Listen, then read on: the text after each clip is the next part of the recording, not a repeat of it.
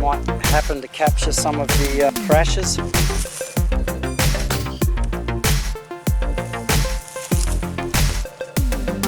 Let's get some footage of this.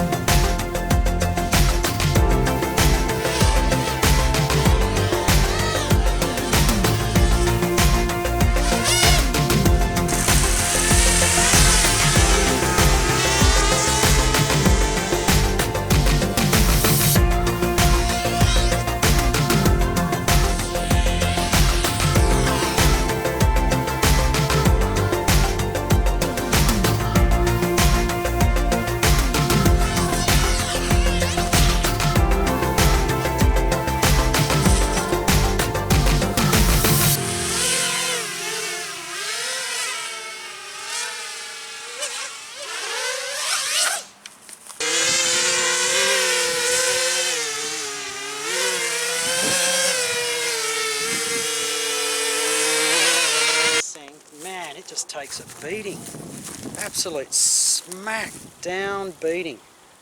Oh, I can't believe how strong this is. I'm so happy with it. I mean, if you crashed other drones like that, I think there'd be broken arms and smashed cameras and VTXs and I mean the receiver antennas, and those things are holding up really well. I've got zip ties in with heat shrink over them just to protect them if they go down and try to cut into them.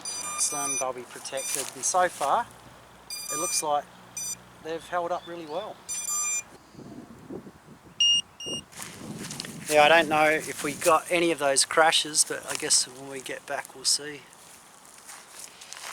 The old prop is bent, a little ratchet on it.